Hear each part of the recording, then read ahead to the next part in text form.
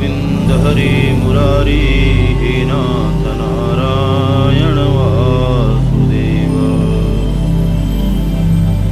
ओम श्री परमात्मने नमः। तत्व चिंतामणि भाग 3। धर्म से लाभ और अधर्म से हानि, इस विषय पर आज हम सभी श्रवण करेंगे। यह लेख सेठ जी श्री जयदयाल गोयंदा जी के द्वारा तत्व चिंतामणि पुस्तक से आप सभी के समक्ष प्रस्तुत कर रहा हूँ और आशा करता हूँ कि इस तत्व चिंतामणि से हम सभी और आप सभी को भी लाभ प्राप्त होगा। तो आइए आज श्रवण करते हैं धर्म से लाभ और अधर्म से हानि। युग के प्रभाव और जड़ भोगमयी सभ्यता के विस्तार से आज जगत में धर्म के संबंध में बड़ी ही कुरुचि हो रही है। जहाँ प्राणों को न्योछावर करके भी धर्म का पालन कर्तव्य समझा जाता था, वहाँ आज धर्म को ही प्राण विघातक शत्रु मानकर उसके विनाश की चेष्टा हो रही है। धर्म क्या वस्तु है, इसको जानने का प्रयास कुछ भी न कर आज उल्टे धर्म का नाम निशान मिटाने में ही बहादुरी समझी जाती है और आवेश में आए हुए धर्म ज्ञान शून्य मनुष्य उच्च श्रृंखलाता पूर्व रूप स्वतंत्रता की उन्माद से ग्रस्त होकर ईश्वर और धर्म का अस्तित्व नाश करने पर तुले हुए हैं और डंके की चोट पर ईश्वर और धर्म को अपराधी ठहराकर पुकार रहे हैं कि इस धर्म और ईश्वर ने ही जगत का सत्यानाश कर दिया। धर्म और ईश्वर के कारण ही संसार में गरीबी और दुर्बलों पर अत्याचार हुए और हो रहे हैं। धर्म और ईश्वर की गुलामी ने मनुष्य को गुलाम बनाने का आदी बना दिया और इस धर्म और ईश्वर की मान्यता से ही भोले भाले लोग लूटे गए और लूटे जा रहे हैं। इसमें कोई संदेह नहीं कि स्वार्थी काम भोग लोलुप दाम्भिक पाखंडी लोगों ने कामनी कांचन और मान बढ़ाई की कामना से काम क्रोध और लोभ के वश होकर धर्म के नाम पर अनाचार किए और कर रहे हैं। यह भी सत्य है कि ईश्वर के पूजक कहलाने वाले पुजारी और याजकों में भी अनेकों पाखंडी दुराचारियों ने लोगों के ठगने के लिए नए नए स्वांग बनाए और आज भी ऐसे लोगों की कमी नहीं है।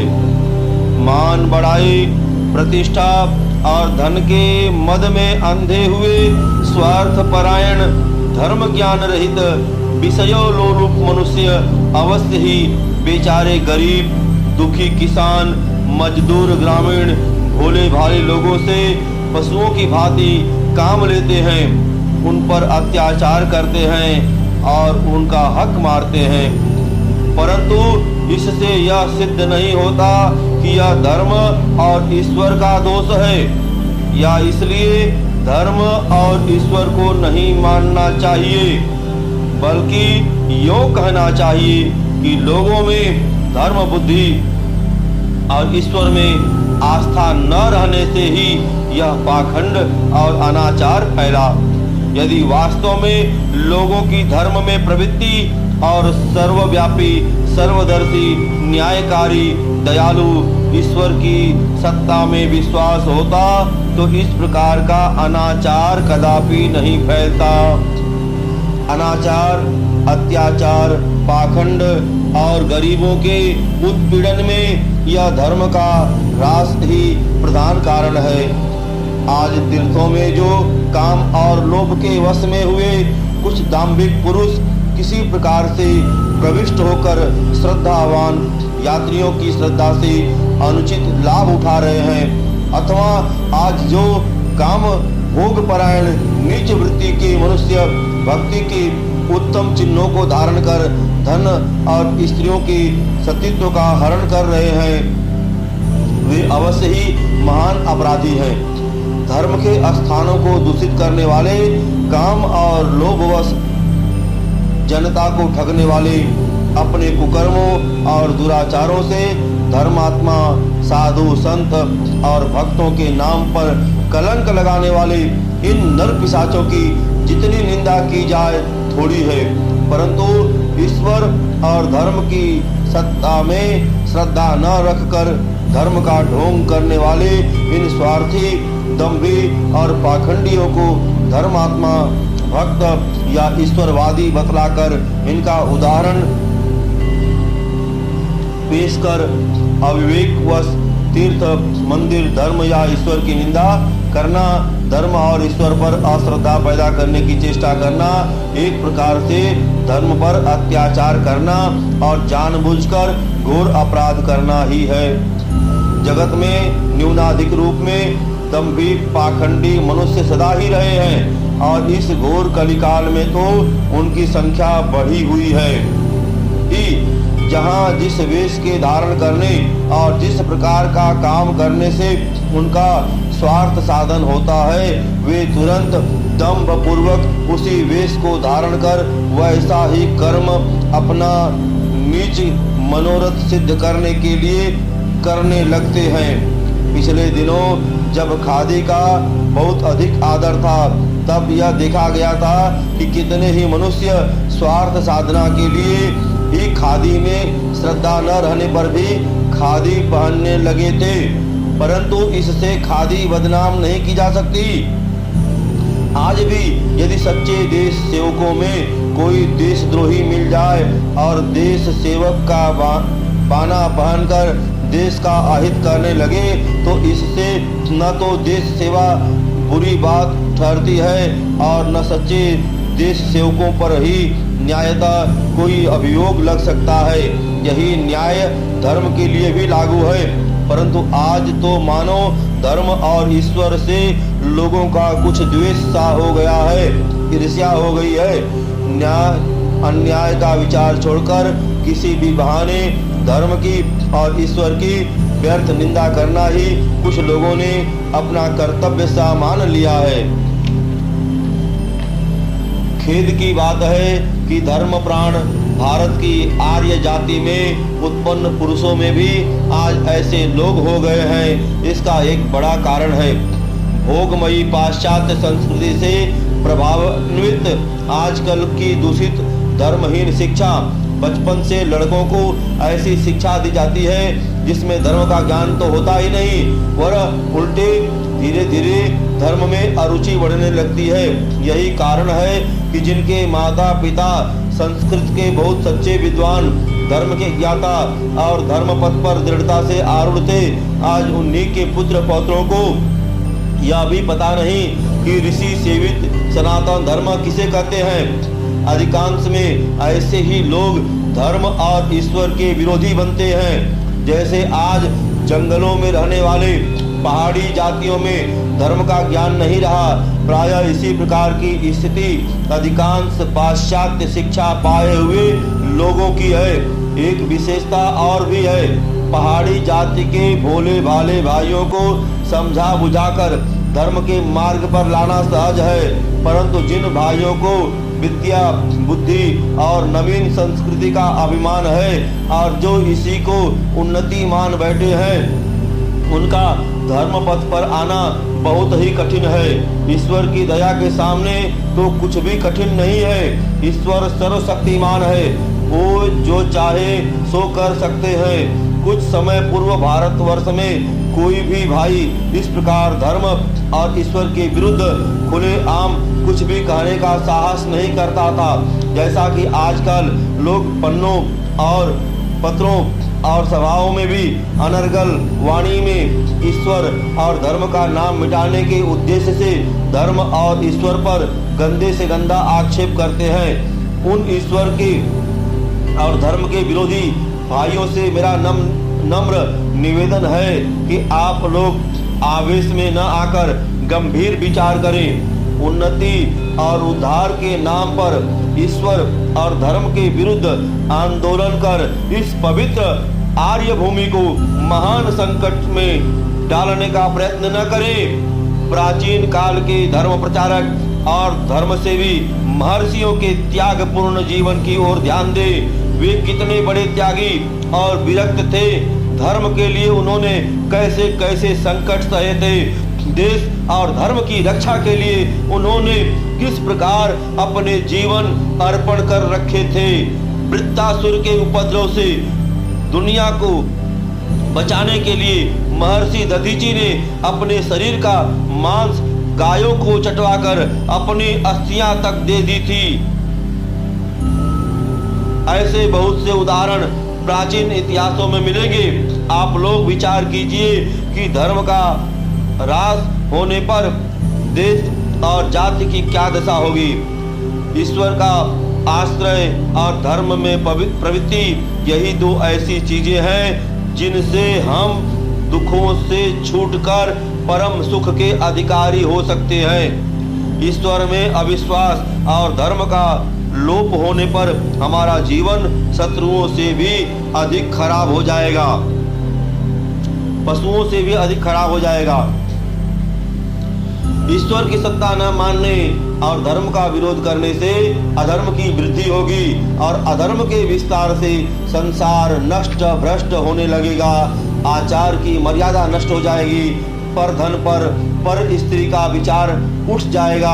आगे चलकर अधर्मी लोग बहनों और कन्याओं के साथ व्यभिचार रूपी घोर पाप करने लगेंगे। इस बात का संकेत अभी से लोगों के लेखों में होने लगा है। यह इतना बड़ा पाप है कि भगवान श्री रामचंद्र जी ने इसको महान घृणित कार्य बतलाकर ऐसा करने वाले नीच मनुष्यों को मार डालने की प्रेरणा की है। क्या कहा है कि अनुज वधू भगिनी सुत नारी सुन सठ कन्या सम ये चारी, इन्हीं कुदृष्टि विलोक ही जोई, ताहि बधे कछु पाप न होई।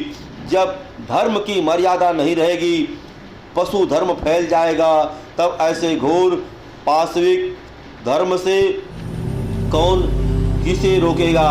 माता पिता गुरुजनों की सेवा तो दूर रही, उनकी अवहेलना और अपमान होने लगेगा, जिससे मन में जो बात अच्छी लगेगी उसी को सिद्धांत बतलाया जाएगा। इसका फल इस लोक और परलोक में कहीं भी लाभप्रद नहीं होगा। श्री भगवान ने श्रीमद् भगवद गीता में अध्याय संख्या 16 और श्लोक संख्या 23 में कहा है कि यह शास्त्र विधि मृत सृज्य वर्तते कामकारता न स सिद्धिम वाप्नोति न सुखम न पराम गतिम। जो पुरुष शास्त्र की विधि को त्याग कर अपनी इच्छा से बरतता है, वह न तो सिद्धि को प्राप्त होता है और न परम गति को और न सुख को ही प्राप्त होता है। ईश्वर और धर्म का शासन न रहने के कारण अधर्मी लोग अपनी स्वार्थ वृद्धि के लिए पाखंड रचकर दुनिया को धोखा देंगे। बलवान और अधिकार संपन्न लोग क्रोध और मोह के वश हो दुर्बलों और गरीबों पर वैसे ही अत्याचार करेंगे जैसे वन के बलवान पशु निर्बल निरपराधी पशुओं को दुख देते हैं। नृशंसता बढ़ते बढ़ते घोर राक्षसीपन आ जाएगा और निरपराध पशु पक्षियों की तो बात ही क्या, स्वार्थवश हुए मनुष्य ही मनुष्य को खाने लगेंगे। मान मोह और मद में भूले हुए अधर्मी लोग स्वार्थी सिद्धि के लिए मनमाना आचरण करेंगे। बलवान धनी और शिक्षित कहलाने वाले मनुष्य ही ईश्वर महात्मा योगी समझे जाएंगे। ऐसी अवस्था में जगत दुखमय हो जाएगा। अधर्म के कारण ही आज पुण्य भूमि भारतवर्ष पराधीन दीन दुखी हो रहा है। अधर्म की वृद्धि का ही यह परिणाम है जो आज भारतवर्ष में नित नई महामारियां बढ़ रही हैं। मनुष्यों की आयु कम हो रही है, पशुधन नष्ट हो रहा है, भूकंप और बाढ़ आदि जैसी दैवी प्रकोपों से प्राणी दुखी हो रहे हैं और अन्न वस्त्र के बिना प्राण त्याग कर रहे हैं। फिर अधर्म की विशेष वृद्धि होने पर तो दुख और भी बढ़ जाएगा अधर्म का फल निश्चय ही दुख है, परंतु धर्म का फल दुख कदापि नहीं हो सकता। संसार का इतिहास देखने से पता लगता है कि सच्चे धर्म की ही सदा जय हुई, क्योंकि जहाँ धर्म होता है वहीं ईश्वर की सहायता मिलती है। महाभारत में गुरु द्रोणाचार्य धर्मराज युधिष्ठिर को विजय का आश्वासन देते हुए कहते हैं कि यतो धर्म अस्तता कृष्णो यथा कृष्ण अस्ततो जयः। श्रीमन्नारायण नारायण नारायण। भीष्म पर्व में यह वर्णन आया है कि जहाँ धर्म है वहीं ईश्वर है, वहीं कृष्ण है, और जहाँ ईश्वर है वहीं जय है। अधर्म करने वाले सब प्रकार से धन, जन, शक्ति और सत्ता से संपन्न बड़े से बड़े बलवान लोग भी धर्मात्माओं द्वारा मारे गए हैं। यह बात प्रसिद्ध है कि रावण, कुंभकर्ण, मेघनाथ आदि असुर विपुल धन जन से संपन्न थे।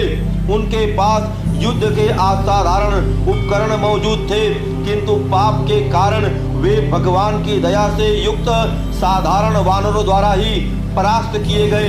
यह बात न्याय युक्त है और सिद्ध है कि जो मनुष्य दुखी, अनाथ और निर्बलों पर अत्याचार करता है वह अपनी उस अत्याचारमयी अनीति के द्वारा स्वयं ही मारा जाता है। उसी का पाप उसे खा जाता है। पाप का परिणाम अवश्य ही भोगना पड़ेगा। किसी कारणवश कुछ विलंब भले ही हो जाए, दीर्घ काल के बाद मिलने वाले फल को दीर्घ दृष्टि न होने के कारण हम प्रत्यक्ष नहीं देख सकते। इसी से हमें भ्रम हो जाता है कि पापी लोग फलते फूलते हैं और संसार में पाप का फल नहीं मिलता। इसी से लोग धर्म की अवहेलना करके अधर्म में प्रवृत्त होते हैं। पर यह सोचना चाहिए कि सभी कुपत्यों का फल तत्काल नहीं होता। किसी का जल्दी होता है तो किसी का 20 वर्ष बाद फल सामने आता है।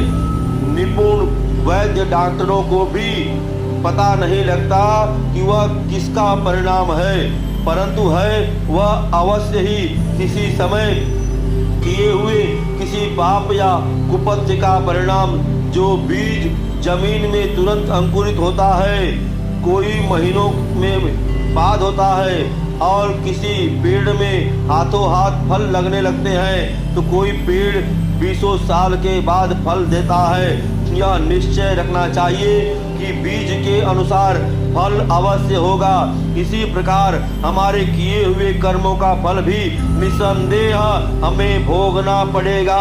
अतएव अधर्म से सदा बचना चाहिए और धर्म पालन में तत्पर होना चाहिए।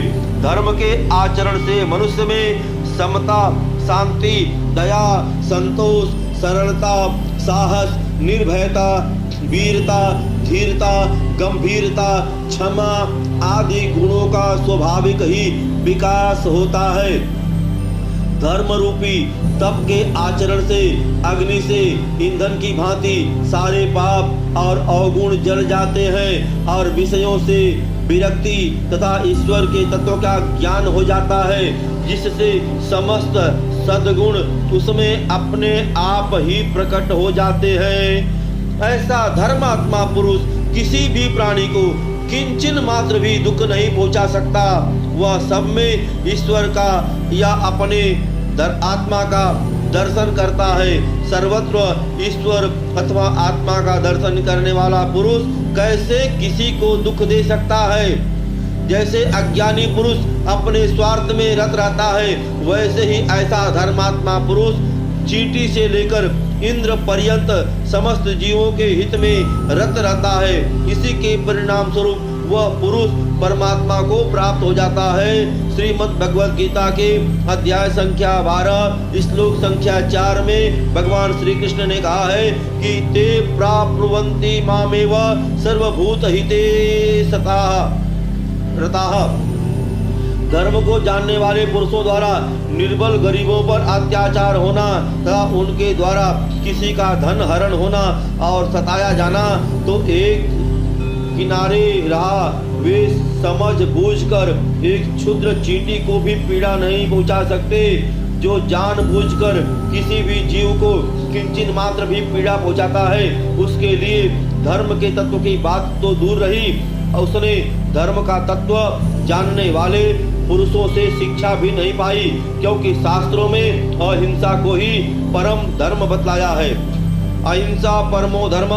श्री गोस्वामी जी ने कहा है कि परहित सरिस धर्म नहीं भाई, असम पर पीड़ा सम नहीं अधमाई। हम लोगों को सम दम यम नियम आदि उत्तम धर्मों का पालन करके अपने भूले हुए भाइयों को मार्ग दिखलाना चाहिए, जिससे सब धर्म पर आरूढ़ हो और देश सुखी हो जाए। जिस देश में भगवान श्री राम और श्री कृष्ण ने अवतार लिया और जिसमें साक्षात श्री भगवान के मुख कमल में निकले हुए गीता जैसे सच्चे धर्म को बतलाने वाला ग्रंथ हो, उस देश की प्रजा अशांति और दुख का भोग करे, यह बहुत ही लज्जा की बात है। गीता में बतलाए हुए धर्म का पालन करने से हम स्वयं शांत और सुखी होकर समस्त भारत को सुखी और स्वावलंबी बना सकते हैं। समस्त गीता की बात तो दूर रही, केवल 16वें अध्याय में बतलाए हुए दैवी संपदा रूप धर्म का पालन और आसुरी संपदा रूप अधर्म का त्याग करने से ही मनुष्य सदा के लिए परम शांति और परमानंद को प्राप्त हो सकता है। वह स्वयं ही सुखी होता है, सो बात नहीं। वह जिस गांव जिस नगर में रहता है, उसमें जितने लोग रहते हैं, प्राय सबको अपने धर्म बल से सुखी बना सकता है। जहाँ सच्चा धर्मात्मा पुरुष रहता है, वहाँ उसके धर्म के प्रताप से भूकंप, महामारी, अकाल आदि दैवी कोप से प्रजा पीड़ित नहीं हो सकती। दैव योग से कदाचित ऐसी कोई विपत्ति आ जाती है तो उसके प्रताप से यानी उसके परोपकार वृत्ति से लोग उस विपत्ति से सहज ही छूट जाते हैं। महाराज धर्मराज युधिष्ठिर जब अपने चारों भाइयों तथा रानी द्रौपदी के साथ विराट नगर में छिपे हुए थे, उस समय उनका पता लगाने के लिए व्यग्न दुर्योधन को पितामह भीष्म उसकी पहचान बतलाते हुए कहते हैं कि पूरे जनपदे चापे यत्र राजा युधिष्ठिर दानशीलो वदान्यस्य निवृतो हि निवेशक जनो जनपदे भाव्य योद्धो यत्र राजा युधिष्ठिर प्रियवादी सदा दान्तो भव्य सभ्य परोजन अष्टपुष्ट सुरतीर्दक्षो यत्र राजा युधिष्ठिर न सुपको न चासिर्नभिमानी न मत्सरी भविष्यति जन अस्त्र स्वयं धर्म मनुव्रत ब्रह्मघोषाश्च भूयात् पूर्णाहुत्य असतैव च कृतवश्च भविष्यति भूयांसो भूरि दक्षिणा सदा च तत्र पर्जन्य सम्यक् वर्षि न संशय संपन्न संस्था च मही निरातंका भविष्यति गुणयति न धान्यानि रसवत्ति फलानि च गधवत्ति च माल्यानि शुभ शब्दा च भारते वायुः सुख स्पर्शो निष्प्रपन्ति पच दर्शनम् न भयं त्वाभिशोतय यत्र राजा युधिष्ठिर गावस्तु बहुला अस्त्र न कृता न च दुर्बला पयांसि दधिसर्पिषि रसयन्ति तानि च गुणवन्ति च पेयानि भोज्यानि रसयन्ति च तत्र देशे भविष्यन्ति यत्र राजा युधिष्ठिर रसा स्पर्शाश्च गन्धाश्च शब्दाश्च गुणान्विता दृश्यानि च प्रसन्नानि यत्र राजा युधिष्ठिर धर्माश्च तत्र सर्वे सुसेविताश्च द्विजिताभिः स्वे स्वे गुणेश संयुक्ता अस्मिन् वर्षे त्रयोदशे देशे तस्मिन् भविष्यति तातं पाण्डव संयुते सम्प्रीतिमान जन अस्त्र सन्तु अष्ट शुचिरव्यय देवतातिथि पूजासु सर्वभावानुरागवान् इष्टे दाने महोत्साह स्वधर्मपरायण अशुभाब्धि शुभे प्रेप्सुरष्ट्यकया शुचिव्रत भविष्यति जन आश्रय यत्र राजा युधिष्ठिर त्यक्त्वा वाक्य नानित अस्तात शुभ कल्याण मंगल शुभार्थेषु शुभमतिर्यत्र राजा युधिष्ठिर भविष्यति जन आश्रय नित्यं चेष्ट प्रियव्रत धर्मात्मां शक्यते ज्ञातु न पियातातं द्विजातिभिः किं पुनः प्राकृतेस्तात् पार्थो विज्ञायते कच्चित् यस्मिन् स्तभ्यं धृतिर्दानं परा शान्ति ध्रुवा क्षमा ह्रीं श्रीं कीर्तिं परम तेज अनुसंशयतार्जवम्। महाभारत के विराट पर्व में अध्याय संख्या 28 में श्लोक संख्या 14 से 32 तक है कि जिस नगर और ग्राम में राजा युधिष्ठिर रहते होंगे उस देश के मनुष्य दानशील होंगे, उदार होंगे, जितेंद्रिय होंगे तथा बुरे कामों में लज्जा करने वाले होने चाहिए। राजा युधिष्ठिर जहाँ रहते होंगे वहाँ के मनुष्य प्रिय बोलने वाले, सदा इंद्रियों को जीते हुए, श्री संपन्न, सत्यपरायण, हृष्ट पुष्ट, पवित्र तथा चतुर होने चाहिए। जहाँ राजा युधिष्ठिर रहते होंगे वहाँ के लोग दूसरों के गुणों में दोषारोपण करने वाले, डाह करने वाले, अभिमानी, मत्सरता वाले नहीं होकर सब धर्म का अनुसरण करने वाले होंगे। वहाँ अत्यधिक वेद ध्वनियाँ, यज्ञों की पूर्णाहुतियाँ और बड़ी बड़ी दक्षिणा वाले बहुत से यज्ञ होते रहेंगे। वहाँ मेघ आवश्यकता अनुसार सदा अच्छी वर्षा करता होगा, इसमें कोई संदेह नहीं। और पृथ्वी पीड़ा रहित तथा बहुत अन्न पैदा करने वाली होगी। और वहाँ गुणकारी अन्न, रस भरे फल, सुगंधित पुष्प और शुभ शब्दों से युक्त वाणी होगी। जहाँ युधिष्ठिर रहते होंगे वहाँ सुख स्पर्श वायु चलती होगी। वहाँ के मनुष्यों का धर्म और ब्रह्म विषय ज्ञान पाखंड रहित होगा तथा भय को कहीं प्रवेश करने की जगह नहीं मिलेगी। और वहाँ बहुत सी गायें होंगी और वे निर्बल तथा दुबली पत्नी नहीं होंगी। वहाँ दूध, दही और घृत रस युक्त तथा हितकारक होंगे। वहाँ खाने पीने के पदार्थ रस भरे और गुणकारी होंगे। जहाँ राजा युधिष्ठिर रहते होंगे उस देश में रस, गंध, शब्द और स्पर्श गुणों से भरे होंगे तथा रूप दृश्य भी रमणीय दिखाई देंगे। इस 13वें वर्ष में राजा युधिष्ठिर जहाँ रहते होंगे वहाँ के सब द्विज, ब्राह्मण, क्षत्रिय, वैश्य धर्म का पालन करने वाले होंगे और धर्म स्वयं अपने गुणों से संपन्न होंगे। हे तात, जिस देश में पांडव रहते होंगे वहाँ सब लोग परस्पर प्रेम करने वाले, संतोषी, पवित्र और अकाल मृत्यु से रहित होंगे। वहाँ लोग देवता और अतिथि की पूजा में सर्व आत्म भाव से प्रीति रखने वाले, इष्ट और दान में महान उत्साह रखने वाले और अपने अपने धर्म में तत्पर होंगे। जहाँ राजा युधिष्ठिर रहते होंगे वहाँ के मनुष्य अशुभ का त्याग करके शुभ की चाह करने वाले, यज्ञ में प्रीति करने वाले और शुभ व्रतों को धारण करने वाले होंगे। कि हे तात, जहाँ युधिष्ठिर रहते होंगे वहाँ के मनुष्य असत्य वचनों का त्याग करने वाले, शुभ कल्याण तथा मंगल से युक्त कल्याण की इच्छा वाले और शुभ बुद्धि वाले होंगे। वे नित्य परम सुख देने वाले शुभ कार्यों में तत्पर होंगे।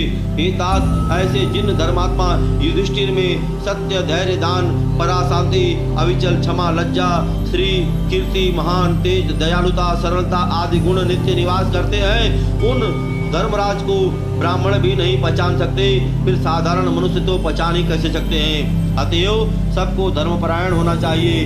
खास करके धर्माचार्य और धर्म प्रेमी कहलाने वाले पुरुषों को, जिनमें आज कुछ थोड़े से महात्माओं को छोड़कर अधिकांश स्वार्थ में रत हो रहे हैं, अज्ञान निंद्रा से सचेत होकर धर्म पालन के लिए कटिबद्ध हो जाना चाहिए और पश्चात भोगमयी सभ्यता की चकाचौंध से पथच्युत हुए भाइयों को बहुत प्रेम, विनय और नम्रता के साथ धर्म का मर्म समझाकर धर्म मार्ग पर लाने की चेष्टा करनी चाहिए। आइए आज हम सभी यह प्रण लें कि धर्म की जय हो, अधर्म का नाश हो, प्राणियों में सद्भावना हो, विश्व का कल्याण हो, विश्व का कल्याण हो, विश्व का कल्याण हो, विश्व का कल्याण हो, विश्व का कल्याण हो।